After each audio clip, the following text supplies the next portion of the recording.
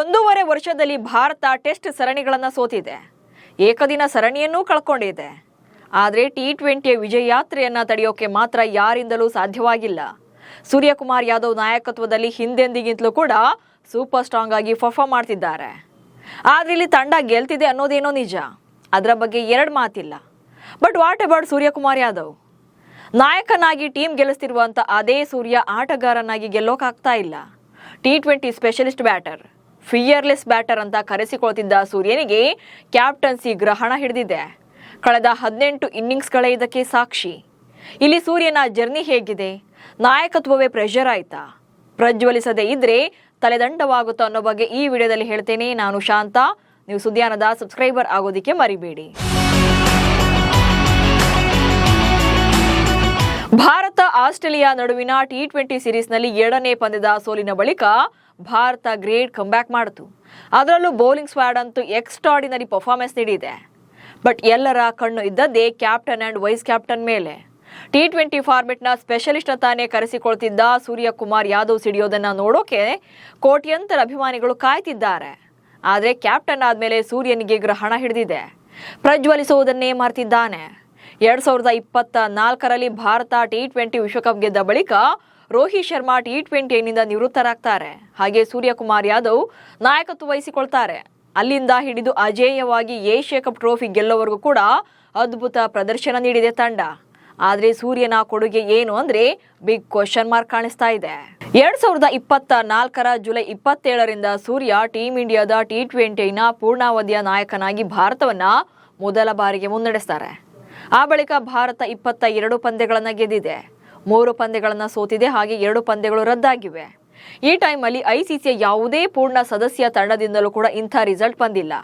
ಈ ಗೆಲುವಿನ ಊಟದಲ್ಲಿ ಶ್ರೀಲಂಕಾ, ದಕ್ಷಿಣ ಆಫ್ರಿಕಾ, ಬಾಂಗ್ಲಾದೇಶ, ಇಂಗ್ಲೆಂಡ್ ವಿರುದ್ಧ ಟಿ20 ಸರಣಿಗಳ ಗೆಲುವನ್ನು ಕಂಡಿದ್ದಾರೆ. ಹಾಗೆ ಏಷ್ಯಾ ಕಪ್ನಲ್ಲಿ ಅಜೇಯವಾಗಿ ಟ್ರೋಫಿಯನ್ನ ಗೆದ್ದು ತೋರಿಸಿದ್ದಾರೆ.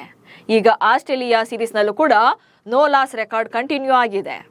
ಆದರೆ ಸೂರ್ಯಕುಮಾರ್ ಇಂಡಿವಿಜುವಲ್ ಆಗಿ ರಿಸಲ್ಟ್ ಮಾತ್ರ ಬರ್ತಾನೆ ಇಲ್ಲ, ಸಪ್ಪೆಯಾಗಿದೆ. ಒಂದು ಟೈಮಲ್ಲಿ ಜಗತ್ತಿನ ದಿ ಮೋಸ್ಟ್ ಡೇಂಜರಸ್ ಬ್ಯಾಟರ್ ಆಗಿದ್ದ ಸೂರ್ಯ ಈಗ ಸದ್ದೆ ಮಾಡ್ತಾ ಇಲ್ಲ. ಅದರಲ್ಲೂ ಮ್ಯಾಚ್ ವಿನ್ನಿಂಗ್ ಪರ್ಫಾರ್ಮೆನ್ಸ್ ಅಂತ ಹೇಳಿಕೊಳ್ಳುವಂಥ ಇನ್ನಿಂಗ್ಸ್ ಕೂಡ ಬರ್ತಿಲ್ಲ.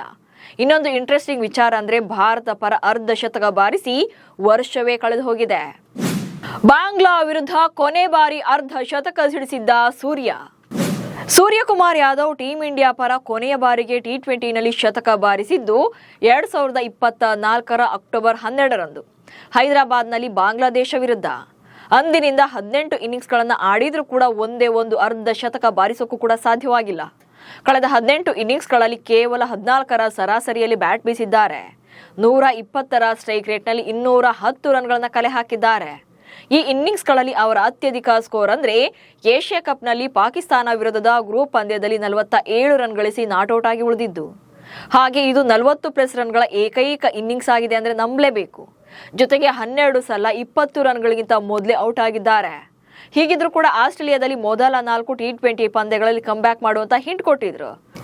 ಮೊದಲ ಪಂದ್ಯದಲ್ಲಿ 39 ರನ್ ಗಳಿಸಿ ಬಿಗ್ ಇನ್ನಿಂಗ್ಸ್ನ ನಿರೀಕ್ಷೆಯನ್ನು ಮೂಡಿಸಿದ್ರು. ಆದ್ರೆ ಆ ಪಂದ್ಯ ಮಳೆಯಿಂದಾಗಿ ವಾಶ್ ಔಟ್ ಆಯಿತು. ಅಂಡ್ 2ನೇ ಪಂದ್ಯದಲ್ಲಿ 1 ರನ್, 3ನೇ ಮ್ಯಾಚಲ್ಲಿ 24, 4ನೇ ಪಂದ್ಯದಲ್ಲಿ 20 ರನ್. ಬಟ್ ಕೊನೆಯ 2 ಇನ್ನಿಂಗ್ಸ್ಗಳು 200 ಅಥವಾ ಅದಕ್ಕಿಂತ ಹೆಚ್ಚಿನ ಸ್ಟ್ರೈಕ್ ರೇಟ್ ಅನ್ನ ಹೊಂದಿದ್ವು. ಆದರೆ ಅದನ್ನ ಬಿಗ್ ಇನ್ನಿಂಗ್ಸ್ಗಾಗಿ ಕನ್ವರ್ಟ್ ಮಾಡೋಕೆ ಸಾಧ್ಯವಾಗಲಿಲ್ಲ. ನಿಜ ಹೇಳಬೇಕು ಅಂದ್ರೆ ಸೂರ್ಯಕುಮಾರ್ ಯಾದವ್ ಸ್ಫೋಟಕ ಬ್ಯಾಟರ್. ಈಗ ಹೇಗೆ Abhishek Sharma power hitting batting ಮಾಡ್ತಾರೋ ಸೂರ್ಯ ಕೂಡ ಒನ್ ಟೈಮಲ್ಲಿ ಹಾಗೇ ಇದ್ರು. 360 ಡಿಗ್ರಿ ಆಂಗಲ್ನಲ್ಲಿ ಬ್ಯಾಟ್ ಬೀಸ್ತಾ ಇದ್ರು.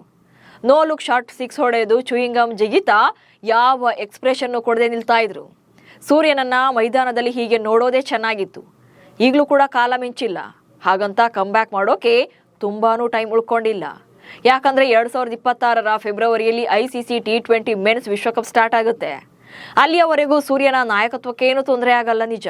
ಆದ್ರೆ ಆ ನಂತರ ಕೂಡ ಕಂಟಿನ್ಯೂ ಆಗಬೇಕು ಅಂದ್ರೆ ಬಿಗ್ ಇನ್ನಿಂಗ್ಸ್ ಮೂಲಕವೇ ತಮ್ಮನ್ನ ತಾವು ಪ್ರೂವ್ ಮಾಡಿಕೊಳ್ಳಲೇಬೇಕು.